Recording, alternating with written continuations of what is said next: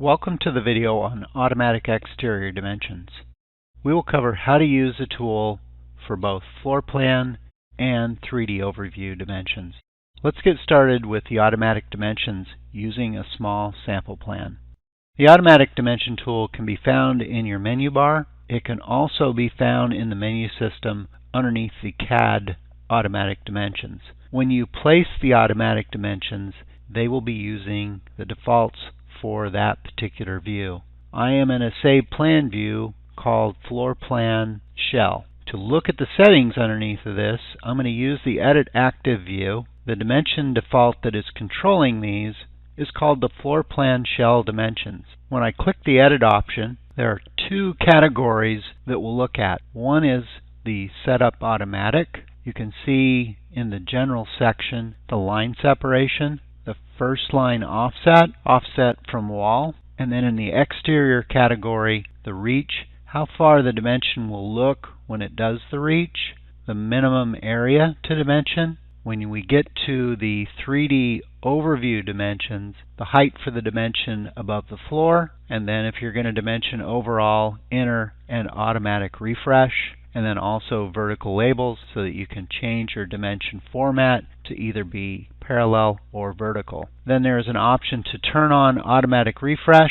That means if you make any adjustment to walls or other objects, they will automatically refresh and move. The other setting panel we'll look at is Locate Auto Exterior.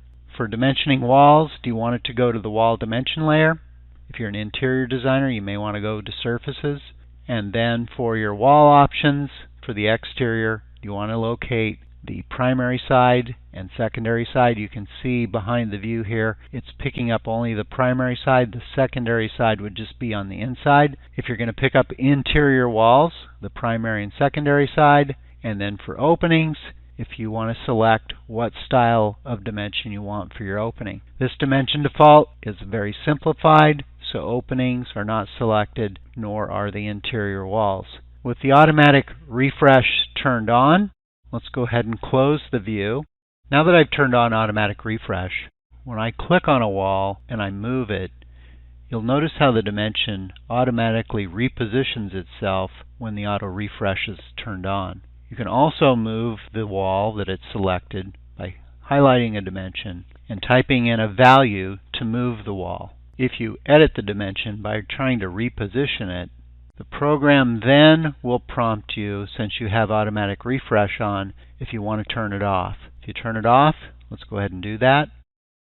And now when I move the wall, notice how the dimension does not refresh, and you can see how it sticks on top of the wall. There's an advantage to having automatic refresh on, and sometimes you don't want it on. Depending on your preference, you can control that specific setting.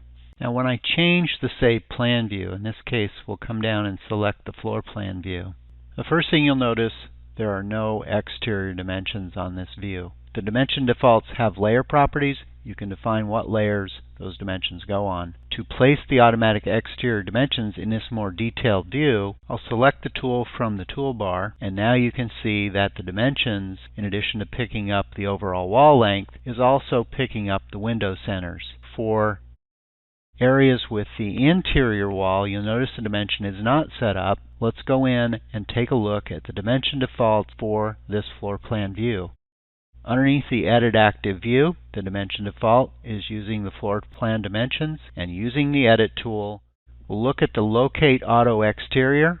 You can see that it's picking up the wall dimension layer, and for interior, I'm going to select that it's picking up the primary side. Auto refresh is not on. To now pick up those walls, we'll rerun the tool, and now you'll see it pick up the primary side for any interior wall that is out there. Also notice as I zoom in, there is a leader line to the dimension. That can be found for the dimension default underneath the General panel. So we go back into the Edit Active view, and we look at that dimension default. You'll find that on the General panel, and that's a leader line style. You can choose from a few different ones. When your dimensions get very close, you can use that leader extension for that style of dimension. Now there's a couple of different ways that you can change these dimensions.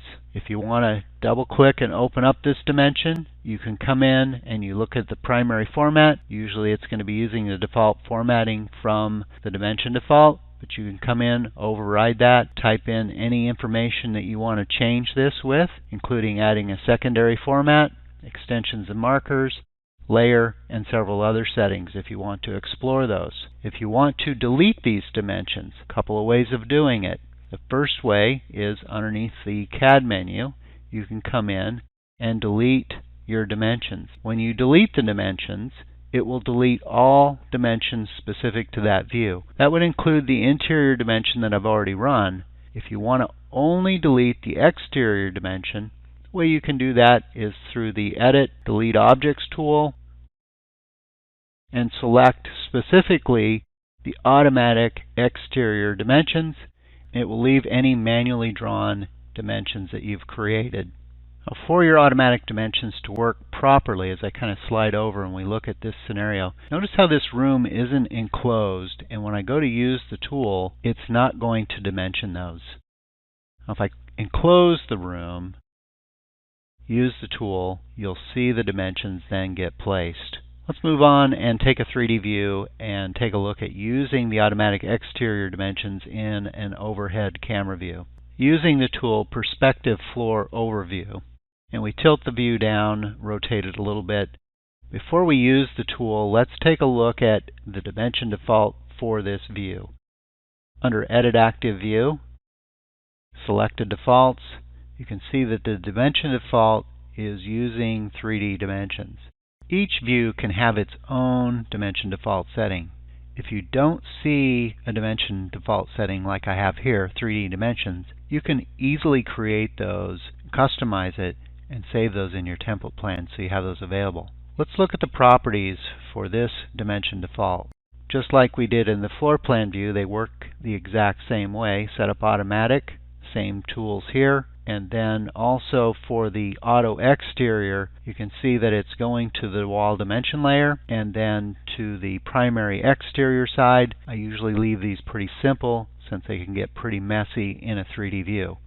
Now that we've confirmed that, tool works the same way. We'll use the automatic exterior dimensions, place those, and you can see how those dimensions look. And as you rotate around, those rotate with the camera. They're part of the view. If you want to save this with the view, if you go to close it, it will prompt you to save the camera. If you haven't already, since you've done an annotation on there, the program will just say, do you want to save the camera? We'll say yes, and that will be included with the 3D view. That wraps up this video on automatic exterior dimensions. For more information, please refer to the built-in help system as well as our other videos. And thanks for watching.